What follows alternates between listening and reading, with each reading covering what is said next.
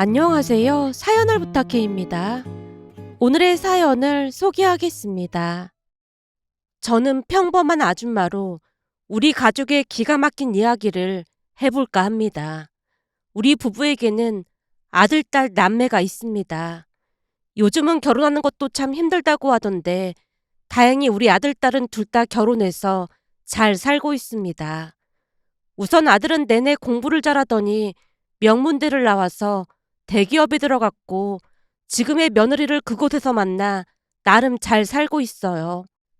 하지만 딸은 공부에는 소질이 없었던지라 억지로 공부를 해서 지방대를 졸업하고 지금의 사위를 만나서 행복하게 잘 살고 있습니다.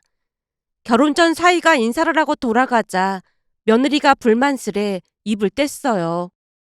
저는 이 결혼 반대예요. 언니, 반대라니요? 그게 무슨 소리예요?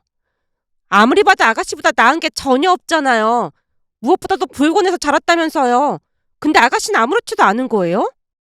부모를 선택할 수 있는 게 아닌데 말이 좀 그렇네요. 그럼 부모가 없는 사람은 평생 결혼을 못한다는 말인 거네요. 순간 며느리의 지적에 기분이 상할 대로 상한 딸이 버럭 외쳤는데요. 며느리도 지지 않고 대꾸했습니다. 그걸 몰라서 그러는 게 아니잖아요. 당연히 부모를 선택해서 태어날 순 없겠지만 왜 하필 아가씨가 그런 사람이랑 결혼을 하려고 하냐고요. 사실 이런 말까지 안 하려고 했는데 거기다 대학도 야간대학을 나왔다면서요. 뭐하는 아가씨보다 나은 게 없는데 굳이 그런 사람이랑 결혼을 하려고 하냐고요. 언니하고는 상관없는 일이니까 신경 쓰지 마세요. 결국 딸이 며느리에게 쏘아붙였는데요.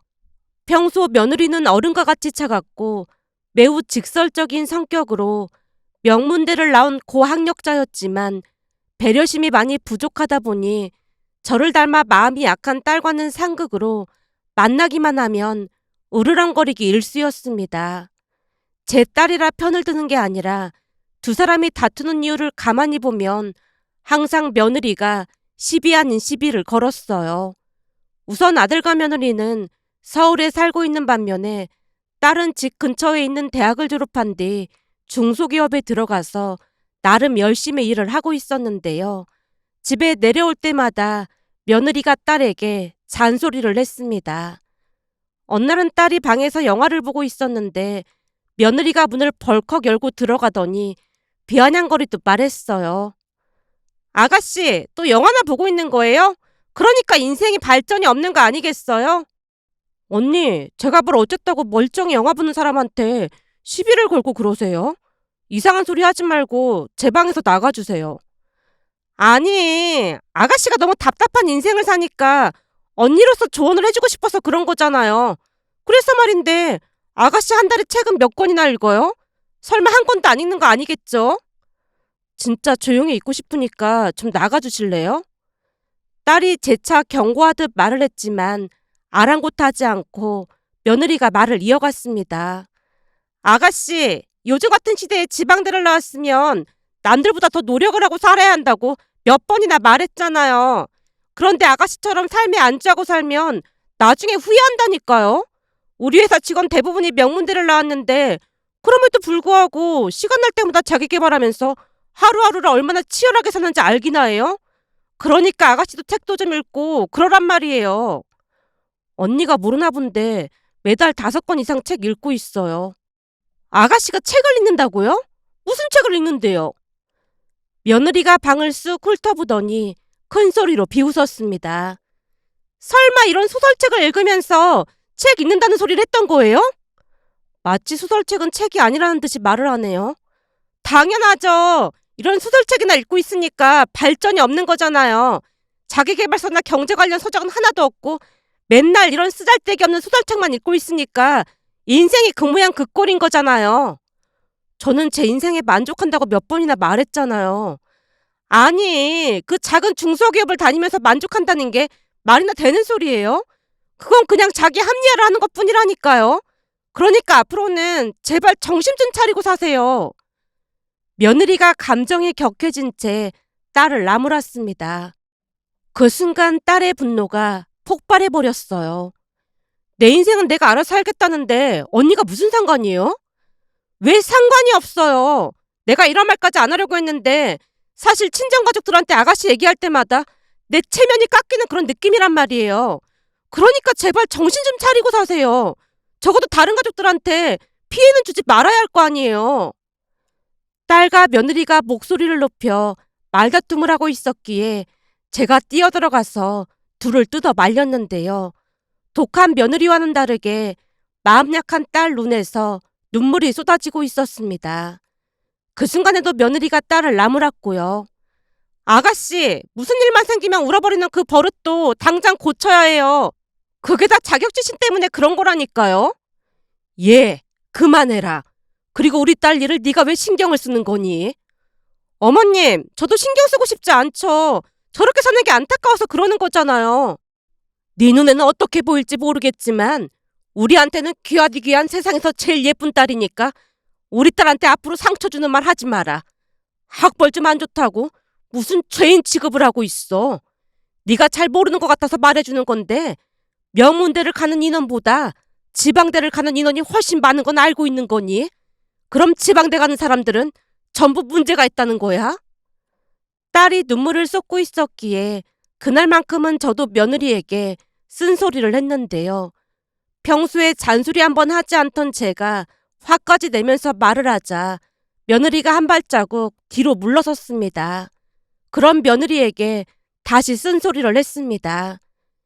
사람마다 타고난 능력이 다 다르기 마련인데 학벌 가지고 왈가왈부하는 건 아닌 것 같구나. 그리고 두 번 다시 우리 딸한테 함부로 말하지 마라. 제 말에 며느리 얼굴이 울그락불그락 달아오르더니 인사도 없이 쌩안이 나가버렸습니다. 그리고 그날 이후 한동안 며느리는 집에 찾아오지 않았어요. 물론 아들도 발길을 끊었지만 저는 상관하지 않았습니다. 오히려 막말하는 며느리가 오지 않는 게 마음이 편했으니까요. 사실 우리 부부는 고등학교만 나왔지만 사돈 두 분은 대학까지 나왔다면서 며느리가 입만 열면 자랑을 하기도 했거든요. 그러다 보니 며느리가 와도 반갑기보다는 그저 불편하기만 했습니다.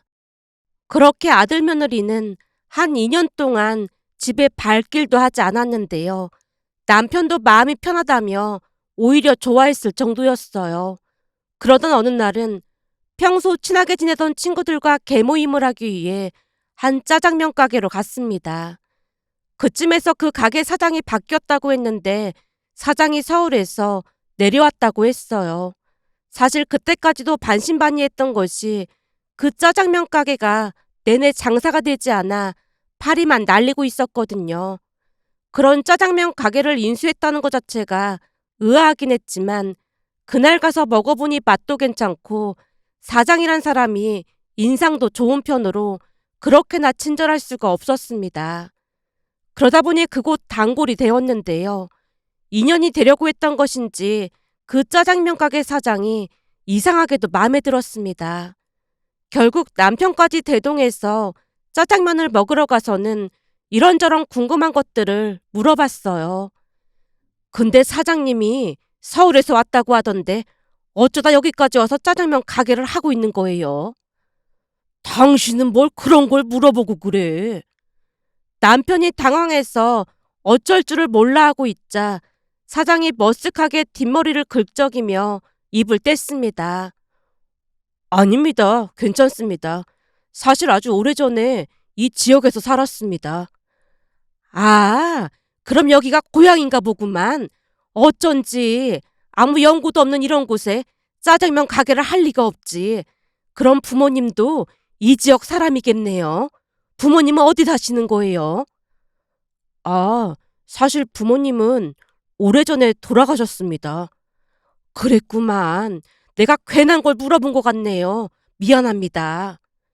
사장 나이가 젊어 보여서 부모님이 돌아가셨을 것이라는 생각을 전혀 하지 못하고 있었기에 제가 즉시 사과를 했습니다. 아닙니다. 죄송할 일은 아니죠. 오래전에 부모님이 돌아가시는 바람에 이 근처 보육원에서 자라다 입양이 돼서 서울로 갔습니다. 보육원? 이 근처에 보육원이 있었나? 네, 여기서 차를 타고 20분 정도 가면 보육원이 하나 있습니다. 거기서 한동안 살다가 입양이 됐고요. 근데 입양이 되기 전 여기서 마지막 짜장면을 먹었거든요. 그때 생각이 나서 여기로 내려왔습니다. 사장님한테 그런 사연이 있는 줄은 꿈에도 몰랐네요. 근데 좋은 집으로 입양을 갔나 보네요. 아주 잘 컸어. 아니요, 그렇지는 못했습니다. 겨우 고등학교 졸업하고 나와서 짜장면 배달 일 하다가 우연히 한 신부님을 만나게 됐는데 그 신부님이 짜장면 가게 사장님 동생분이셨거든요. 그러다 보니까 가끔 가게에 오셔서 저한테 이런저런 말씀을 많이 해주셨어요. 신부님 덕분에 비록 야간되긴 하지만 호텔 조리학과를 나와서 이렇게 짜장면 가게라도 해서 먹고 살고 있답니다. 해보니까 이 일이 적성에도 잘 맞거든요. 참 대단하네. 저도 모르게 감탄을 했고 남편도 꽤나 마음에 들었던 것인지 흡족해하는 눈치였습니다. 남편도 한 회사에서 오래 근무를 했던지라 사람 보는 눈이 있었거든요. 그날 집으로 돌아가는 길에 제가 조용히 물었어요. 어때? 사람이 참 괜찮아 보이지? 그러게. 성실한 게 아주 괜찮아 보이네. 무엇보다도 인상이 선해 보이는 게 마음에 들어. 부부는 일심동체라고 하더니만 나랑 똑같은 생각을 했구나. 사람 보는 눈은 똑같으니까. 근데 그건 왜 묻는 거야? 왜긴 왜겠어. 우리 유진이 짝으로 괜찮을 것 같아서 그렇지. 유진이 짝으로? 남편이 눈을 동그랗게 뜨고 바라봤는데요. 많이 놀란 표정이었기에 제가 남편을 채근했습니다. 당신도 혹시 부모 없이 자랐다고 사윗감으로는 마음에 안 든다 그런 거야? 예전에는 사람만 괜찮으면 다 괜찮다고 하더니만 당신도 속물이었던 거야? 그런 게 아니라 아무리 봐도 우리 유진이가 더 부족해 보여서 그렇지. 뭐? 유진이가? 사실 우리 딸이라서 예뻐 보이는 거지. 내가 볼 때는 우리 유진이보다 훨씬 나은 것 같은데 만나보려고 할지 모르겠네. 남편이 우려 섞인 목소리로 조용히 대답했습니다. 그 말을 들으며 역시 남편답다는 생각을 했기에 제가 칭찬을 했어요. 역시 우리 남편답네. 부모를 선택할 수 있는 것도 아닌데 그걸 가지고 왈가왈부하는 것 자체가 잘못된 거지. 사람만 괜찮으면 되는데 문제는 우리 유진이지. 저 사장은 생활력도 강하고 성실해 보이는데 우리 유진이를 마음에 들어할지 모르겠네. 근데 난 당신이 엄청 따질 줄 알았더니 의외네. 내가 지금 따지고 말고 할 게 뭐가 있겠어. 우리 며느리 보니까 머리만 좋다고 다 좋은 건 아니야. 어떻게 된 게 감정이 없는 노부트 같잖아. 이기적이고. 제 입에서 불만이 쏟아져 나오자 남편이 한 소리 했습니다. 그래도 뒤에서 사람 뒷담화하는 건 아니지. 사실 당신도 마음에 안 들잖아. 그러니까 나는 사이만큼은 이 마음이 따뜻한 사람이 들어왔으면 좋겠어. 제 말에 남편도 더 이상 토를 달지 않았는데요. 남편도 제 마음과 같은 마음이지 않을까 싶었습니다. 그 뒤에도 딸을 데리고 자주 짜장면집에 드나들었고 그런 제 노력이 통했던 것인지 둘이 연락하고 지내는 듯해 보였는데요. 둘 다 심성이 착하다 보니 잘 맞는 것 같아 보였습니다. 얼마 뒤 둘은 연인 사이가 돼서 참 잘 지냈거든요. 그렇게 1년 반 정도가 지나갔고 결혼 이야기가 오갔기에 아들 며느리에게도 알려야 할 것 같아서 연락을 했더니 만나보고 싶다며 집으로 내려왔는데요. 아들은 아무런 말도 하지 않고 있었던 반면 며느리는 불만 가득한 표정으로 딸을 몰아붙이기까지 했습니다. 그날도 며느리는 자신의 체면만 따지며 결혼을 반대한다며 난리를 쳤고 결국 제가 버럭 외쳤어요. 내가 소개한 거니까 더 이상 말하지 마라. 네? 그러니까 어머님이 짜장면이나 파는 사람을 아가씨한테 소개를 했단 말이에요? 대체 왜 그런 거예요? 짜장면이나 파는 사람이라니. 앞으로 네 시노이 남편 될 사람이니까 말 조심해라.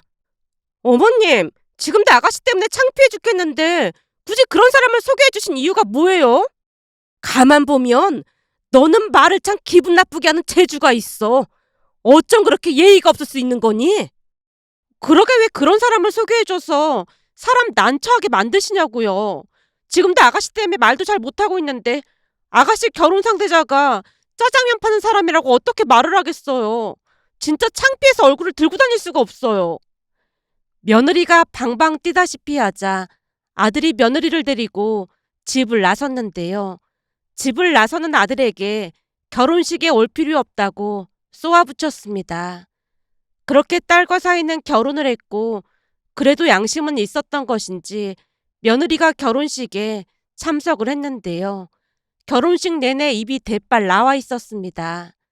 그리고는 결혼식이 끝나자마자 도망치듯 집으로 돌아갔고요. 그 뒤 며느리는 또다시 발길을 끊어버렸습니다.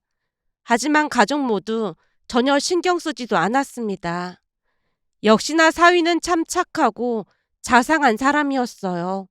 짜장면 가게가 쉬는 날이면 우리에게 요리도 해주고 그렇게나 잘할 수가 없었으니까요. 하지만 인생에 굴곡이 있다고 했던가요.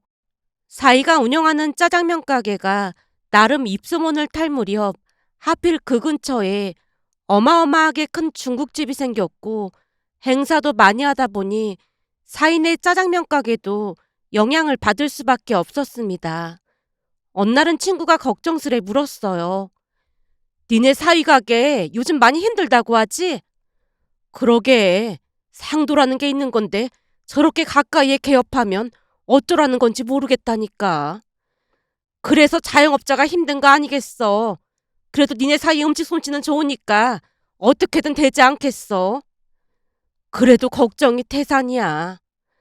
제가 긴 한숨을 내쉬었는데요. 시간이 지날수록 더욱 심각해져만 갔습니다.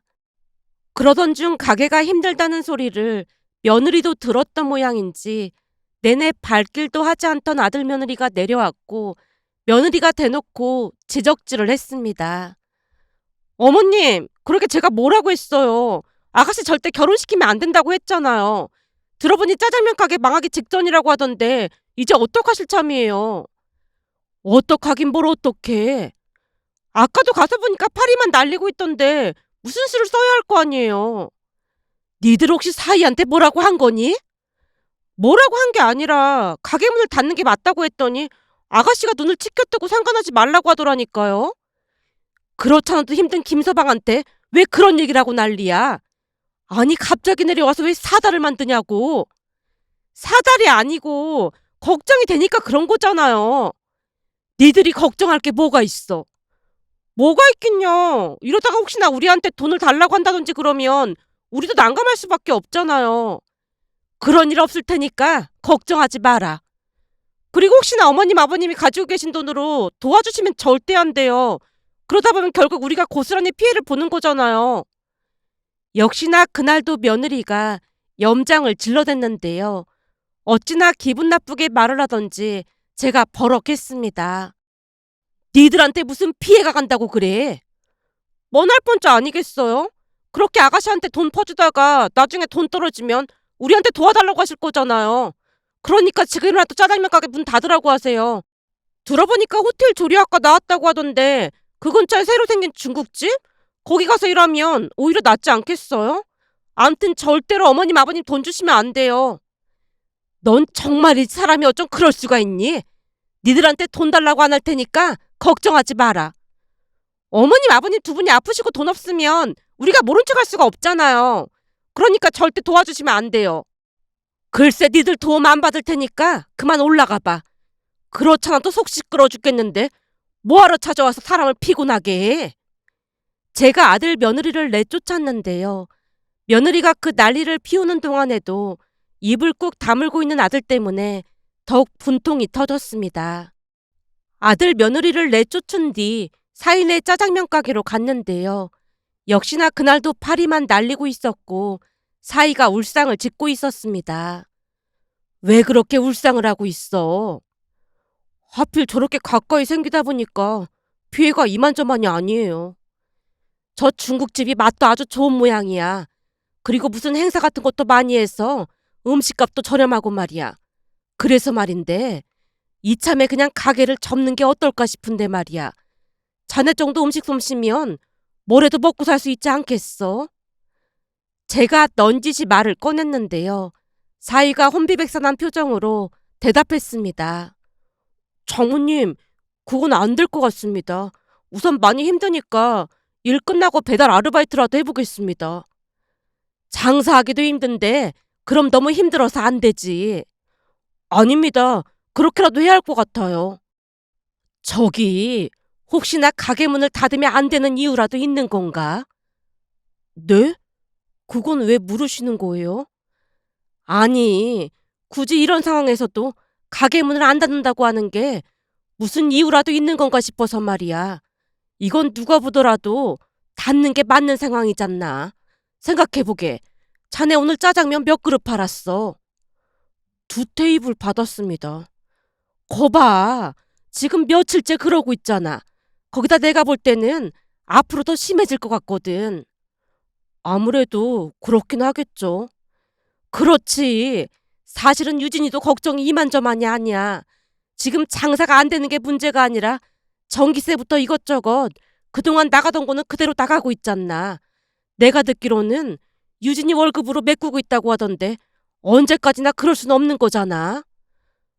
저기, 제가 아르바이트를 해서라도 어떻게든 해보겠습니다.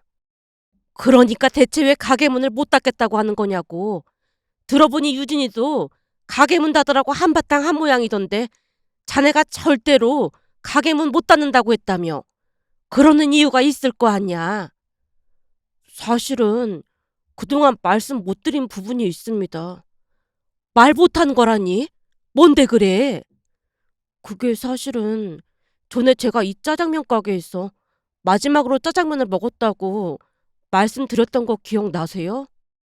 사이가 제 눈치를 살피고 있었는데요. 무엇인가를 숨기고 있었다는 듯한 그런 표정이었습니다. 갑자기 가위 눌리듯 공포와 불안이 엄습해왔기에 제가 다급한 목소리로 물었습니다. 대체 무슨 일인데 그래? 나한테라도 말을 해줘야 내가 도울 수 있으면 자네를 도울 거 아닌가. 그럼 장모님께만 말씀드릴 테니까 유진이한테는 비밀로 해주시겠어요? 글쎄 알았다니까. 그러니까 얼른 말해보게나. 그게 사실은 저한테 형이 한 명 있었습니다. 뭐? 형이라니? 자네 오래전에 입양됐던 거라며? 입양됐던 건 맞는데 저한테 쌍둥이 형이 있었습니다. 근데 제가 먼저 입양이 돼서 서울로 갔거든요. 입양돼서 가기 전에 원장님이 둘이서 제일 하고 싶은 게 있냐고 물어봐서 형이랑 같이 짜장면 먹고 싶다고 했더니 여기서 짜장면을 사주셨어요. 근데 짜장면을 먹던 형이 저한테 나중에 어른이 되면 꼭 여기로 다시 오라고 했어요. 여기서 만나자고요. 순간 코가 시큰하고 눈시울이 뜨거워졌는데요. 쌍둥이 형이 동생에게 어른이 돼서 여기서 만나자고 했다니 너무나 슬퍼서 저도 모르게 자꾸 눈물을 짤끔거렸습니다. 하루아침에 부모를 잃은 것만으로도 큰 충격이었을 텐데 유일한 혈육이던 쌍둥이 형과도 헤어지게 됐으니 그 충격이 얼마나 컸을지 감히 짐작조차 할 수 없었습니다. 제가 눈물을 훔치고 앉아있자 사이가 다시 말을 이어갔어요. 쌍둥이긴 했지만 형이라 그랬는지 항상 저를 먼저 챙겼어요. 그날도 저한테 짜장면을 덜어주면서 여기 짜장면집 이름이랑 이 동네 이름을 몇 번이나 되뇌이게 하고는 절대 잊으면 안 된다고 했거든요. 그래도 걱정이 됐던 것인지 제 손에 이 짜장면집 이름이랑 동네 이름을 적어주면서 잠자기 전에 항상 되뇌이라고 했어요. 그러니 절대 잊지 못했던 거구만. 네, 절대 잊을 수가 없었습니다. 형이 꼭 찾으러 오겠다고 했거든요. 입양 간 곳에서 내내 구박을 워낙 받다 보니 고등학교 졸업하자마자 집에서 나와 짜장면 배달을 시작했는데 쉬는 날마다 여기 와서 사장님께 저 찾는 사람이 없었냐고 물었어요. 물론 여기 사장님한테 제 전화번호도 남겨놨고요. 근데 제가 이 가게 인수해서 운영하고 있는 동안에도 아직까지 연락이 없었습니다. 하지만 그때 형이 반드시 찾으러 오겠다고 했어요. 형이 약속을 어긴 적이 없었기 때문에 분명히 찾으러 올 거예요. 사이가 복받쳐 오르는 슬픔을 억누르지 못하고 읍곡을 했습니다. 그 모습에 저도 함께 눈물을 쏟고 말았는데요. 평생토록 형을 기다린 사위가 안타까워서 눈물이 멈추질 않았습니다. 그렇게 잠시 사위를 위로하다가 제가 물었어요. 그럼 자네는 계속 기다리겠다는 거지? 네, 조금 더 기다려보고 싶습니다. 알았네. 그럼 유진이한테는 내가 잘 말해볼 테니까 이따가 저녁에 같이 우리 집으로 오게나. 근데 아내는 자세한 건 몰랐으면 좋겠습니다. 그냥 말하는 게 낫지 않을까? 오히려 한심하게 생각할 것 같아서요. 사실 요즘은 저도 형이 안 올 수도 있겠다는 생각도 들고 그렇거든요. 대신 한 가지는 약속드리겠습니다. 올해 말까지 형이 찾아오지 않는다면 저도 포기하고 장사 접도록 하겠습니다. 왜 올해 말까지인 거야? 그게 우리가 헤어졌던 게 12월 달이었거든요. 크리스마스 며칠 앞두고 헤어졌다 보니까 크리스마스만 다가오면 형이 더욱 보고 싶었어요. 아마도 형도 그렇지 않을까 해서요. 하지만 그때까지도 형이 찾아오지 않는다면 저도 잊고 살도록 하겠습니다. 알겠네. 그럼 그렇게 하도록 하자고. 근데 말이야, 만약에 형이 찾아오지 않는다고 해도 너무 상심하진 말게나. 자네한테는 우리가 있잖아. 난 처음부터 자네가 참 마음에 들었어. 전생에 내 아들이 아니었나 싶었다니까. 제 말에 사이 눈에서 눈물이 비오듯 쏟아졌습니다. 그렇게 사이와 저는 비밀을 공유하는 사이가 됐고 그날 저녁 딸과 사이를 집으로 불러서 말을 꺼냈어요. 유진이 네 마음은 잘 알겠지만 김서방한테 그만 뭐라고 해. 내가 괜히 그러는 게 아니잖아. 내가 볼 때는 이대로 가면 진짜 우리 파산하겠어. 김서방이 어떻게든 해보겠다고 하니까 올해 말까지만 참아봐. 12월 달까지? 그럼 그 이후에는 가게를 접겠다는 거야? 여보, 내가 12월 달까지만 해보고 정 안 되면 가게 접을게. 대신 그동안 아르바이트도 하면서 열심히 노력해볼게. 그래서 말인데 나도 김서방 가게에 가서 일을 좀 도울까 해. 장모님, 안 그러셔도 됩니다. 허구한 날 집에서 놀면 뭐 하겠어. 가서 청소라도 하면 좋잖아. 그래도 주말에는 손님이 조금 있는 것 같으니까 내가 가서 도울게. 엄마, 주말에 손님이 있는 건 새로 생긴 짜장면 가게가 붐벼서 오는 손님들이야. 넌 말을 해도 꼭 그렇게 말을 해야겠어? 우선 그렇게 알고 딱 12월 달까지만 참아. 제 말에 딸도 알았다고 고개를 끄덕였습니다. 그 뒤 저도 오며 가며 조금씩 도와줬습니다. 사실 비상금을 가지고 있던 게 있어서 여력은 됐으니까요. 하지만 시간이 지나도 반가운 소식은 들려오지 않았고 그때쯤 사이도 조금씩 포기하고 있는 듯해 보였습니다. 그러다 어느 날은 혹시나 사이가 힘들까 싶어서 제가 먼저 가서 가게 문을 열 생각으로 가게로 향했는데요. 그날따라 사이가 정장까지 갇혀 있고 가게 앞에 서 있는 게 아니겠어요. 놀란 채 제가 다가가 물었습니다. 김서방, 오늘 무슨 날인가? 왜 정장을 입고 있는 거야? 혹시 오늘 어디 가는 건가? 근데 역시나 우리 김서방은 정장이 참 잘 어울린다니까. 오늘 자네 보자마자 내가 딱 생각난 게 있는데 말이야. 앞으로 일할 때 그 정장을 입고 하면 어떨까? 그럼 일할 때 좀 힘들겠지. 정장 입은 우리 사위 모습이 너무 멋져 보여서 그냥 농담한 거야. 근데 진짜 웬 정장을 입고 온 거야? 그리고 자네 이발도 한 건가? 오늘따라 우리 사위가 왜 이렇게 멋져 보이지? 사위는 키가 180이 넘었기에 정장을 입혀놓으면 그렇게나 멋질 수가 없었습니다.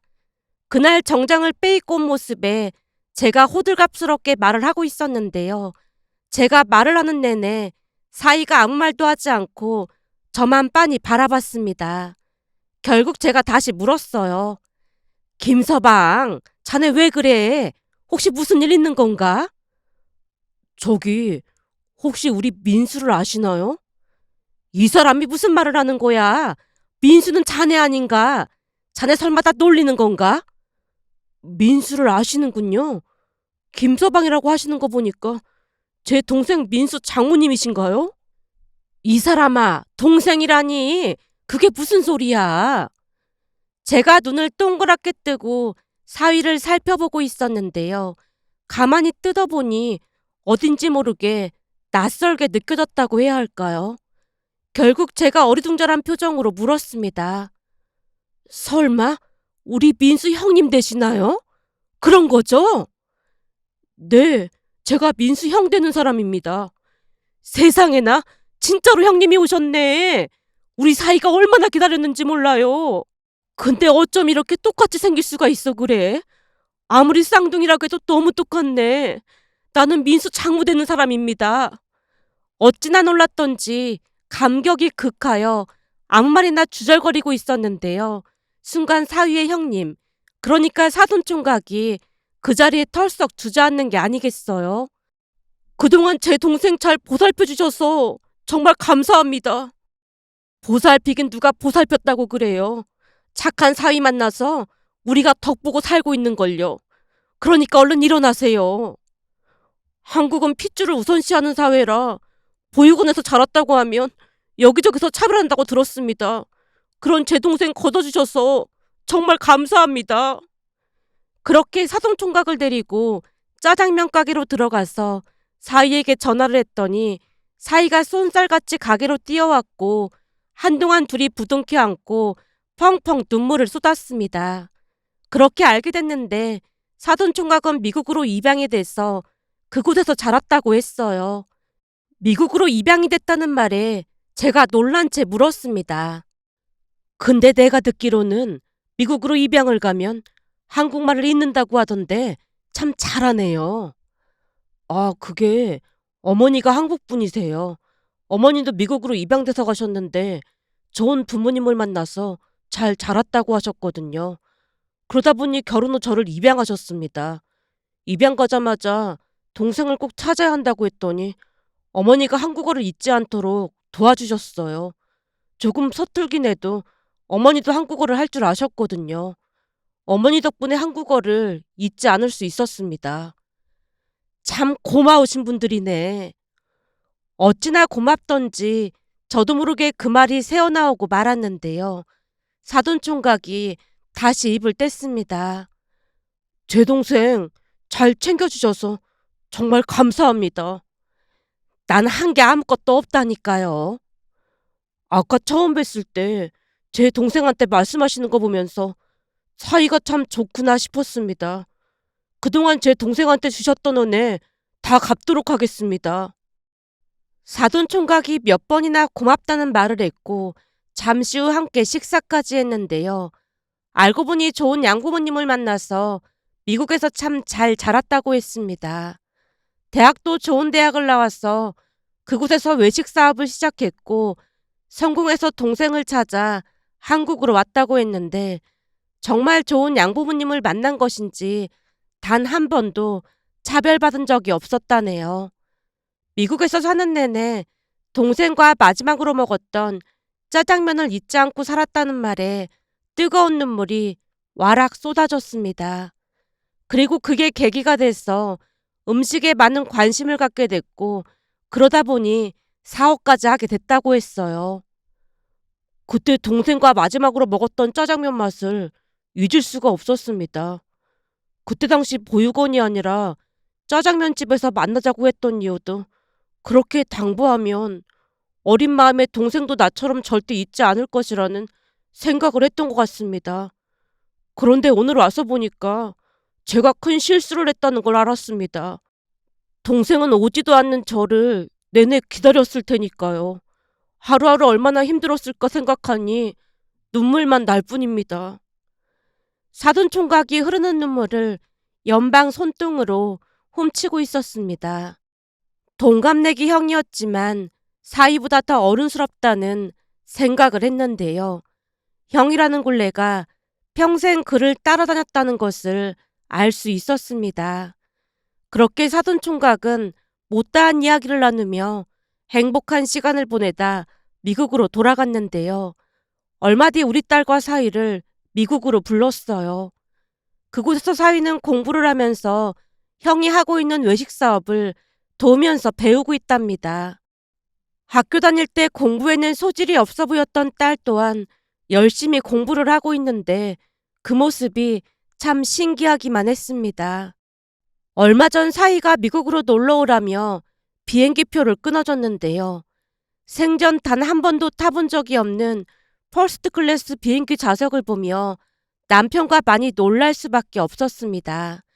그런데 역시나 소식을 들은 아들과 며느리가 득달같이 쫓아와서는 제게 물었어요. 어머님, 진짜로 아가씨 미국 간 거예요? 갔지. 미국에 있는 집도 5천 평 정도 되는 대저택이라고 하는데 수영장에다 영화관도 있고 없는 게 없다고 하더구나. 혹시 사기 그런 거 아니에요? 요즘 그런 거 많잖아요. 우리 사위랑 형이 똑같이 생겨서 사기라고 할 것도 없어. 그리고 이미 가서 잘 살고 있는데 사기는 뭔 놈의 사기야. 우리도 곧 미국 가서 쉬다가 올 참이야. 근데 니들 혹시 이런 비행기표 봤니? 하긴 명문대를 나왔으니까 당연히 알고 있겠지. 제가 며느리에게 비행기표를 보여주자 며느리가 화들짝 놀라며 물었습니다. 퍼스트 클래스요? 이거 진짜예요? 왜? 우리가 고졸이라 거짓말하는 것 같아 보이는 거니? 명문대 나온 니들은 돈도 잘 버니까 이런 좌석도 그냥 탈 수 있는 거지? 근데 우리는 고졸이라 처음이거든. 어머님, 우리도 한 번도 못 타봤는걸요? 저기 혹시 우리 거는 비행기표 없는 거예요? 니들 비행기표가 어딨어? 우리 사이가 부모도 없이 야간대학 나왔다고 창피하다고 그 난리를 쳤으면서. 그러니 명문대 나온 니들은 평생 그 월급 받아서 잘 살면 되겠구나. 사실 며느리에게 똑같이 그러는 것 자체가 유치하다는 것을 잘 알고는 있었지만 그동안 워낙 얄밉게 행동을 했던지라 저도 모르게 속에 있던 말들이 터져 나오고 말았습니다. 순간 며느리 얼굴에 사색이 깃들고 있었는데요. 그동안은 우리 가족들을 그토록 무시하더니 사위에게 엄청나게 부자인 형이 나타났다는 말에 싹 돌변하는 모습이 소름마저 끼쳤으니까요. 그날 제가 냉정하게 아들 며느리를 내쳤지만 그 뒤에도 며느리가 이런저런 선물들을 잔뜩 들고 찾아왔습니다. 어머님, 아가씨한테 제가 개가천선해서 엄청 잘한다고 말씀 좀 해주세요. 이 사람도 사업에 아주 소질이 있거든요. 명문대 나왔으면 월급 따박따박 나오는 대기업에 다녀야지. 무슨 하찮은 사업을 한다고 그래. 거기다 우리 딸이 미국에서 공부를 엄청 열심히 하다 보니 그런 말을 할 시간도 없어.